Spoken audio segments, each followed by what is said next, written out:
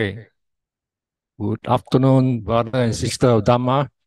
Today we will proceed to this interesting topic on 10 factors. I think many of you have heard about this, and then we are going to know more about these 10 factors, which are bothering every one of us. And if we are able to practice as what Buddha said, to drop as many factors as possible, then your progress on the Nibbana path is of a smooth journey. So we need to know each and every one of them. Okay, so let's begin. So for 10 factors, you need to, it's a very important topic which Buddha preached. So treading the path of Buddhism, there arises one obstacle after another. And this great obstacle that usually hampers the aspirant, I mean you yourself, on the progress as you encounter the 10 of them. So 10 factors can actually block the achievement of total liberation. This is something like obstacle that will tie you down and block you, make hindrance to you, so that you will easily succumb and give up on the spiritual path. So they tie the beings to the wheel of existence that's called samsara. That's why Buddha talking about this samsara cycle is these 10 factors that keep on binding us to it. And we can never get to achieve this kind of liberation. Nibbana can be attained by annihilation of the 10 factors, either in a single fit or in a one lifetime, or in the progression of 4 steps, annihilating a few factors at each step. So for those who are of high spiritual and able on the fast path, within one lifetime, they're able to encounter it and then suppress it. Okay. In our case, we take baby step, okay, step by step to get rid of each factor at various journey of our existence. So very first one, Sakya Ditti. The word means self-illusion. It's a sort of personality belief. We always tend to stick to our body called self. Okay? Everyone in our conventional world, everyone of us will identify with yourself, the body, as a personality. That's why in many religions, the self is more related to what they call soul. Okay? So the belief that there's an existence of an unchanging entity. That means in many religions, only an exceptional is Buddhism. They believe that this unchanging entity, that means they call it soul. That's why every religion in this world, most of them have a soul concept in it. So that's why they call it a permanent soul. There's a trouble with all the religion. Okay, soul. Unlike Buddhists, which they, if you know such thing as soul, they think that then what are we? When Buddhism talk about impermanent, and then we are only a stream of consciousness, and many very, very hard to accept. Even until today, some Buddhism, they still include some soul thing inside the doctrine. So Buddha taught each being composed of a complex compound of psycho-physical aggregates. I mean, the 5 aggregates referred as nama and rupa. That is when we talk more about Abhidhamma. That we can see that it's arise and fall constantly at every changing moment. So these aggregates are non-permanent. As we Buddhists, we know study Abhidhamma is of no permanency in every moment. Every moment is keep changing. And they are subject to impermanent, and you are very unsatisfactory, unhappy about it, and being insubstantial. So this thing is a changing component, constantly flux, changing. So we just can't grasp it. So this factor is entirely abandoned only on reaching the first state of sainthood. So when attain the first state of sainthood, then you will drop this personality belief that your body also don't belong to you. So they're all together 20 kind of personality belief and are related to the 5 group of existence they call Kanda that comprise of the Rupa group. Then they got Vedanta group, Sthana group, Cetasika group, and the Vijnana group. So we will study this more in detail in the Abhidhamma section. So basically, remember first thing, the factor is a self-illusion, Sakya Ditti. So there are 4 types of belief. The belief that personality is identical to the 5 khandhas, the 5 gates. And then the belief that personality is contained in the 5 khandhas. And the belief that the personality is independent of the 5 khandhas. And the belief that the personality is the owner of the 5 khandhas. So if you add together, there are 20 beliefs that are viewed as Sakya Ditti, and they are the first group of factors that hinder one's progress along the Buddhist path. Okay? So you need to know about each of these factors well, especially in this 3rd year, the senior part 1. So the next factor is Vichikicha. It's very common, even our own self. It's not only doubting, but usually render skeptical doubt. Okay? Skeptical doubt is even Buddha teaching, you have doubt on it. Even Buddha preach it, ask you to practice it. You have many doubts on this, whether is it true or not. If such a person come upon Buddhism, they will be encounter this skeptical doubt. And because of this, most of them will change religion. Okay? That's why you find many people start changing religion because of this skeptical doubt about the Buddha. So it's one of the 5 hindrances. This one we'll study later on about these 5 hindrances. So we will study in the later chapter.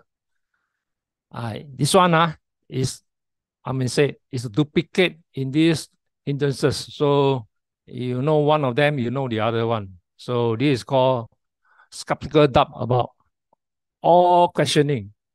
But in science, everything you need to have skeptical doubt in order for you to explore and find answer further. So in science, it's all right. But if you have problem confident about Buddhist teaching, then it's a hindrance to you. You will never sustain further. So to overcome this, once it disappears when one enter the first state of sainthood. So you enter the first state of sainthood, you will drop to the personality and also the skeptical doubt. These are things which every Buddhist, every one of us encounter too. So if you encounter too, so try to improve on it and start dropping all these factors. What is skeptical doubt about? First thing, most people, they won't practice Buddhism because they have doubt in the Buddha, Dhamma, Sangha, Vinaya. These are the most easy thing that most so-called Buddhists, they give up because they have doubt about this. And about the past and future.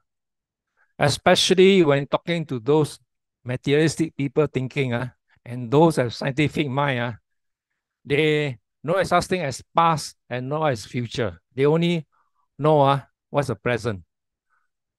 And then they also talk about both past and present. I mean, 2 of them. And then the final one is the doctrine of dependent origination, the child link. I think you all know already. So the child link, how things arises, how the thing cease, is dependent on origination. And many people wouldn't believe this. So for those who are unable to practice Buddhism, because of this, one of these factor that causing them to give up. Especially, I saw my own friend from Buddhism converted to Christianity because at the last moment, they still want, they still find no security in Buddhism. So when they present the God idea, many of them, especially you are struggling with life and death, you throw any boy, any those float, they'll grab it. Okay? Because Buddhism, there's no miracle cure. You have to practice and perfect yourself. And things that come to reality, you have to face it. Okay? But other religion give you promised land. So many of them give up the Dhamma will, and then they grasp to ever will that throw to them. Okay, so next one is doubts. It applies to uncertainty, whether beings are wholesome or not, to be practiced or not, or high or low value. I mean, a lot of things which they think that, especially for those who are practiced or accumulating wealth, you have talked them about future or your things that you shouldn't be doing, to them is a hindrance to them. So this doubt all start rising. So Vici Kicha is a lack of desire to think as a nature of unwavering. Okay? Of wavering, sorry. So your mind always change. You can never have a stable mind. So people who have this problem, especially Buddhism, very easily to be influenced and switch to another religion. So manifestation is indecision and divided attitude. The trouble with you is that you become unstable. That all the things you are having doubts. So it's a proximate cause is unwise attention. So from wise I become unwise. So you think it differently to the matter of doubt. So it's also called a skeptical doubt. It's also one of the 5 hindrances we will study later. So these are duplicate of so-called these 10 factors. There is intertwined between the 10 factors and the hindrances. So when you attain the first sainthood, this doubt also disappear. So this one, you yourself know. So when you have all these things, you will know that you are treading on the first state of sainthood.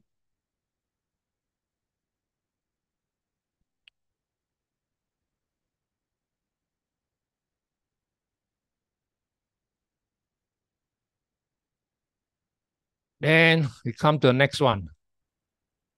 Indulgent in wrong rights and riches.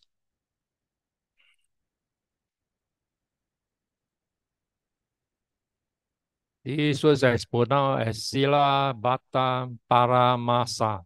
It's one of the 4 kinds of clinking, Upadana. I mean, this is also one that is existing in the first state of sainthood. You tend to sort of greed, okay? Greed in what sense? We'll come further into it. Clinking is an intensified form of craving or tahang. So what are the 4 types of clinking? Right? These are all human ones. Sensual craving, your 5 senses, all the craving, all the nice one, not the bad one. So you always want the best one. And then the second clinking is clinking to views. Okay? Views. Views of what? Various. Some people cling to be born in the heavenly realm. Right? So this is another sort of clinking. Buddha also discourages you from that. Like I am born in the God's realm of gods. Clinging to mere rights and riches. As a Buddhist, you should start to reflect on it. Because nowadays a lot of Buddhists, they are practicing a lot of rights and riches, which like some of them Nearest one is Katina. Okay, can give Katina rope. Okay. Do you think give one rope to a particular temple is insufficient, or you must go 20 ropes to 20 temple? This is clinking to rights. You believe that more rights you do, more marriage you achieve. So this is another sort of clinking to this sort of thing. And then clinking to personality belief. This is another sort of dog that you believe everything what yourself is true. Other thing, you have doubts about it. So Sila Bhatta Paramasa is holding the view that only through mere rights and riches one may reach purification. Okay. Good example is especially practiced in Hinduism. They have a lot of riches practice. They hold that by doing these riches, they can achieve something, especially for when they want to have so-called marriage. You have something like birth and all sort of things which you cater just for the needs you want. So I wouldn't say Buddhism not influenced. I seen in this Burmese temple, these Burmese devotees, even though they are so-called Buddhists, they do practice this because, example, blessing of the car, new car, they want to prevent accident from happening. They even ask the monk request it. So monk out obligation have to bless the car. Right? These are views with many so-called not perfect Buddhists. They still need all this sort of thing, and monk have to give to them. So when you eradicate upon this wrongful right and riches, you also attain the first state of sainthood. So first state of sainthood, I mean, when you achieve it, you will drop about four of these kind of so-called fetters.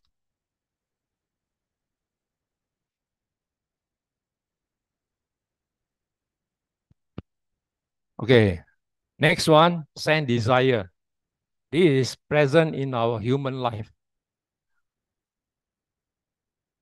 Sense, talking about the five senses. Okay, so karma raga is similar to the first factor in the five hindrances. So when you study five hindrances, you will see that this thing is a duplicate.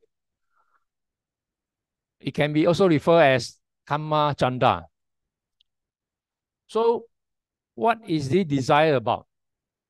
Desire is talking about sensual desire about the five attachment in the form of form, sound, color, taste, and contact. So in normal human, we always find the best among all of them, right? Whatever attachment you have in your that very moment. So this factor can be so-called make it weaker if you attain the second state of sainthood. So a person who start feeling he is not so attached to any one of these five senses, he is treading upon the second state of sainthood.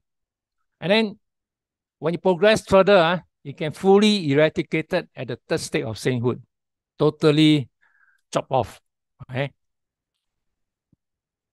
As I earlier said, beside these five senses, there are other form of other stubborn form of karma raga.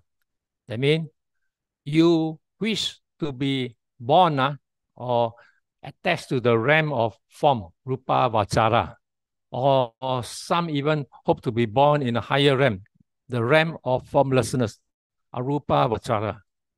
Buddha said that if you stick to these two, you will never ever get out of samsara. Because although you have longer life and better enjoyment with no material body, but it's another form of so-called realm, which you attach to it and you are never able to get out from it. So the moment you totally eradicate or completely erase out, you are upon attaining arahantship. So this sense desire is a sort of various stages of achievement. So any one of you has that practice start finding yourself truly to yourself, that you are able to encounter all these obstacles, then you should know yourself whether you are treading towards the arahantship. Okay, so these are teaching for us to reflect on it and not to attach closely, even to the form and formless realm.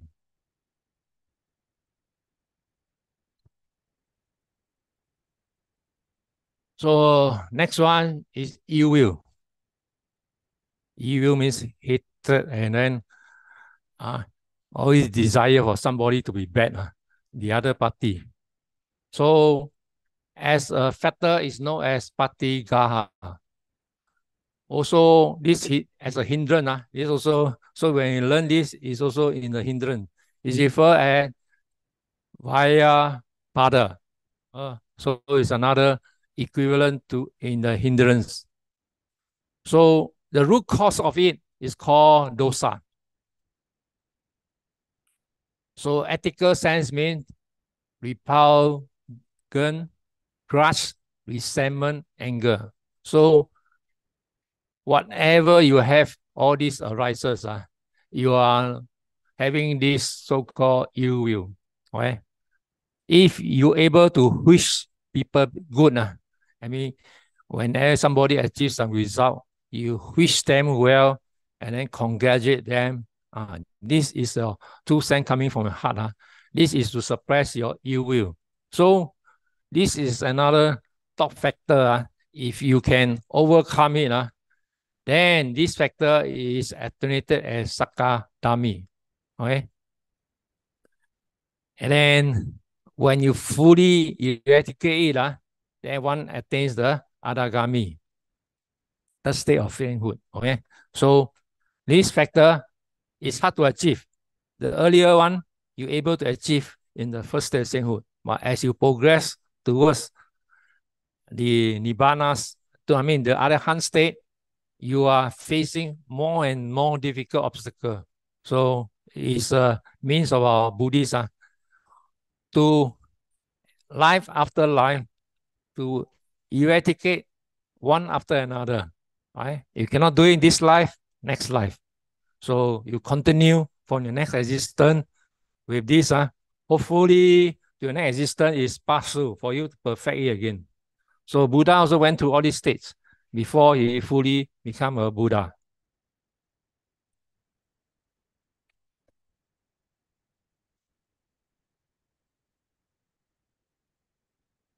Okay, as we said earlier, Rupa Raga is attachment to this called form sphere. Form sphere existence like you wish to be born in the heavenly world. So it can be associated to the mental condition of absorption jhana, refers as Rupa jhana. Okay. This is more when you do sort of samadhi kind of meditation.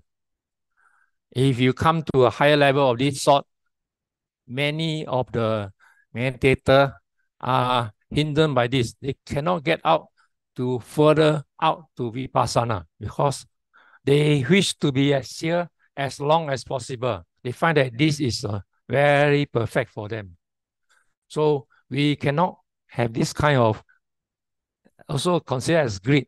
Greed to be of Rupa jhana, we are very happy with this. So if you're not able to get out from here, you will forever stationed there with no progress in meditation. And then here, there are 16 such spheres. The lowest one is being the Brahma retinue, or Parisaja Brahma. Or you can progress to the highest, the realm of called Akanita. So those who wish to be of the heavenly, you also are not in a way samsara, but not in human form. Another in the God form, which you also suffer. Your God themselves, as the expiry of their so kind, also lifespan, you need to go back again. So this factor is fully eradicated as Arahant state. So when you reach the state Arahant, you wouldn't even consider joining one of these called Brahma world. Okay? So it's a very high path for us to tread the spiritual path to get it one after another. So hopefully every one of us can eradicate that. And then also attachment to the formless sphere. Some people, they meditate and they progress to the formless sphere by the jhana. Arupa raga means attachment to the formless sphere and the associated mental absorption in jhana state, arupa jhana. So people who meditate progressively, they may end up in arupa jhana and they're very happy with arupa jhana, the formless realm. So you attach down there, it's also another sort of factor that tie you down to the place that if you are able to reborn, you'll be at arupa sphere and you are not able to succumb your samsara again. So according to something, it's better to be born a human and practice rather than staying in any of these rupa or arupa sphere. So when you stay down there, your lifespan is longer. And then when you realize the lifespan already longer than the human world. So arupa sphere are four in number. There are four there. And the lowest is called realm of infinite space. Akasana Jaya Tana. So this is the lowest grade one.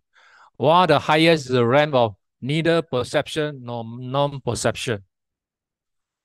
They call it Neva, Sana, Yatana. So if you are able to encounter this factor, the factor is fully eradicated upon attaining arahantship. So this is a progressive. When you go higher, you'll get you're able to eradicate all these things, then you're towards Nibbana. Next one is conceit. It is known as mana and it is similar to pride. Okay? This we can find in our normal human realm. There are three kinds of conceit. Equality conceit, mana. Inferiority conceit. Superiority conceit, ati mana. Some of them, human, they think of equality. You can never, somebody better than you, you're very unhappy. You need to be of equal to him. And then some feel that those lower than him are inferiority. Especially, you can find this in Hindu practice, the low caste and high caste. You can see it, especially in Singapore, Changi Business Park. The Hindu, the fair one, they're supposed to be high caste. And then the darker one, the Tamil, low caste. You see that. They don't sit together. They still, even now in the modern world, in India, it's worse. So they don't interact each other. They find that these are inferior kind. Then another type is a superior conceit. You measure yourself as one of the Superman, nobody can catch up with you. You have all this, it's a hindrance to you. So how to get rid? You only can get rid when you attain arahantship. So when you attain arahantship, all this conceit will be dropped off. It's present even in gods and even in monks also. Okay? So when you reach arahantship, you don't have this character. Conceit is one of the mental block Vitais, which is called Anusaya, and the defilement Kilesa. Right? So these four conceits are to be strenuously overcome, as it said that by conquering them, only then one can claim to have put an end to suffering. So it's very hard. You need to practice, right? Especially, don't measure yourself too high expectation, right?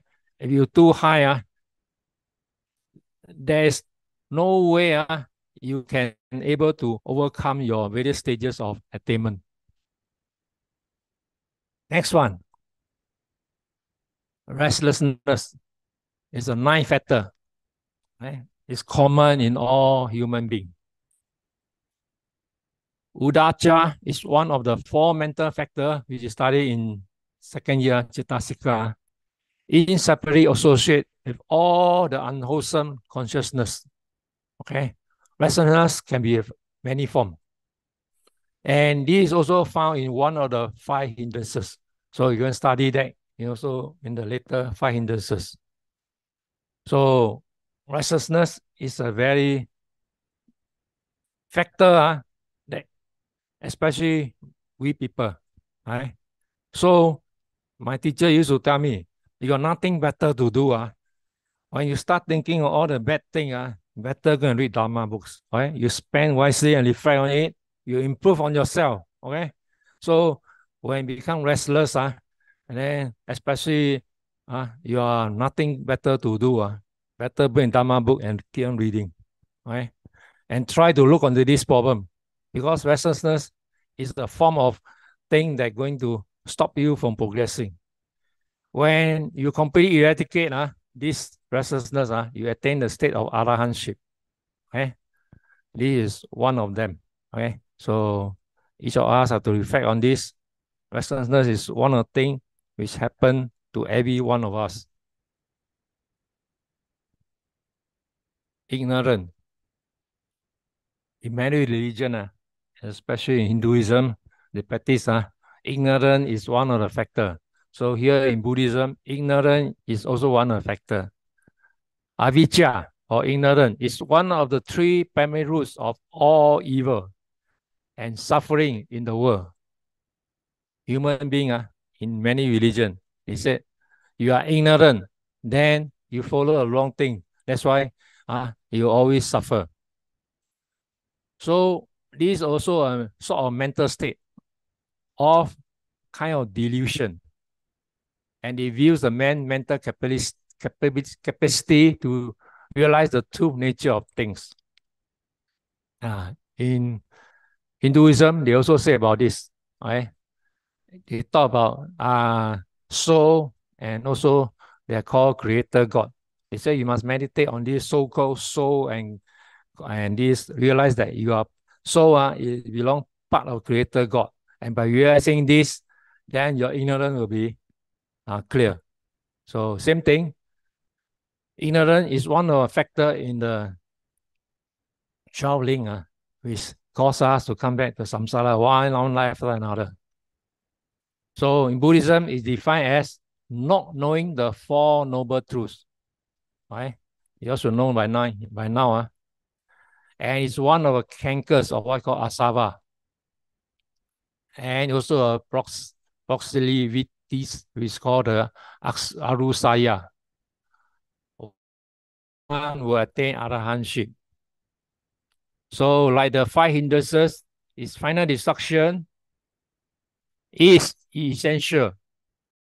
As you know, this process is demanding and tedious.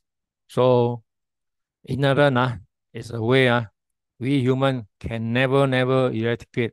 So until you reach arahantship, right? So don't be you can straight away ignore, get rid of ignorance. It's a slow progress path to improve on yourself. So all these factors are obstacles on the noble path. So these factors are bonds that keep human being tied to samsara. So you can never get out of it. So evil in character and act as hindrances on the path to moral perfection. So in a way, if you don't practice good, these are the way that will make you more evil. So Buddha teaching is very simple. Buddha is to escape from samsara. Samsara is suffering, and attain nibbana, the release. That means nibbana. So the pursuit of each goal is to shatter the 10 fetters by concerted effort over a period of time. Buddha also did it in many lifetimes. So for us, whenever we come for Dhamma class or whatever practice meditation or Dhamma talk, each session is to helping us to break through each barrier.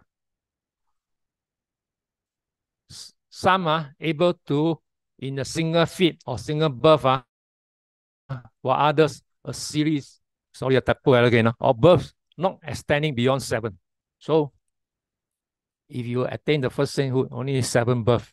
Okay, so I hope everyone can able to do it in this current lifetime. 7 births, then you are all right. So Nibbana is the development of insight culminating in the 7 purity, Satta Visuddhi. This one we will study later on, the Visuddhi one. So by sustained effort of the path, whirling can reach a state called stream winner. So each of us, we hope each other that every one of us can at least attain the stream winner. First state sainthood is very, very successful. So as Sotapanna eradicate 3 factors, Sakyaditi, Vikicicca, and Silata Paramasa. This one, too bad you all have to remember each state, what you eradicate. For those taking YMBA, slowly you learn and remember on it. It's a yearly, for 3rd year one, it's like this one. No way you can skip. So don't say it's hard. You still got time, still got half a year more. So practice and learn on it. Learning is never easy. Taking exam is even more difficult. So those taking exam, please don't give up. Keep on learning. You will definitely be better than me. So you attain the first sainthood or the stream winner. After the 7, you are guaranteed attain nibbana. So you are able to elevate yourself to 3 higher states of sainthood, either in the same birth or failing which the succeeding birth not exceeding 7 in the sensual sphere. I mean, for those stream winner, if you can do it in this birth or succeeding within the 7, one of the state, you were able to achieve it. So by the 7, you are guaranteed to achieve it. So we hope everyone able to do that in this lifetime or the next going lifetime. So with the sustained effort and greater courage from Sotapanna can progress to Satagami, the 2nd sainthood. So the second one is to weaken only the Kama, Raga, and Vyapada. So you need to understand all these stages. So the one returner, Satagami, would be born one more birth in human world and attain Nibbana. Okay? Then, if you first, second cannot achieve, then you can get the 3rd state, non-returner. It totally eradicate the factors of Kama Maga. This one, the second one, Saragami, you eradicate these 2. And then you become a non-returner. You are born in the heavenly realm and you practice there and you enter Nibbana. So here, he has rooted all the sensual pleasure, and he won't be returning back to a human world. So he's born in that pure abode. They call it pure abode. So when you practice that, upon your death, you attain arahantship. So the non-returner will be born in a pure abode, or they call it Suddha Vasa Brahma world. And then upon expiry of life there, you attain arahantship from such a plane. So whichever practice you do, we don't hope for arahant. We still know long way or not even qualified there. So hoping to get Sadagami, first stage sainthood, sufficient for us to practice. This one is for those higher spiritual practice to achieve second or third.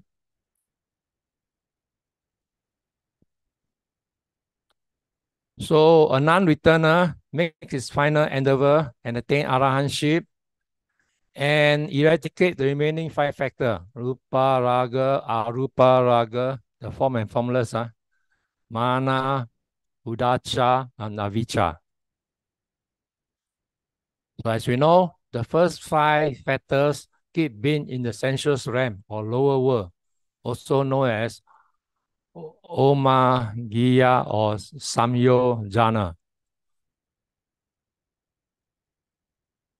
So the first 5 is this. The second 5 factors keep being confined to the fine material and immaterial world, also known as the higher factors. So upon attains arahantship, 10 factors totally eradicated with no possibility of resurgence. So arahantship is that you will be able to end up like Buddha, right? Well, not Buddha, arahantship, it means equal status as Buddha. So if you born there, no more rebirth. So you guarantee you won't come back to any of this world. Okay? So this one, the 10 factors, I hope you all slowly digest it and remember every stage of it. Okay? Any question? For those taking exam, and die also must remember, no choice. Slowly digest it. You sure can progress better than me. Okay? So all these new thing, for you, those who have encountered before, will be easy for you. But for those first timer, please learn. It's for the sake exam. Okay? For those who are know, then you know this as hindrances or factors which are bothering you. So try to eradicate and progress on it. So with this, we'll go to the next chapter.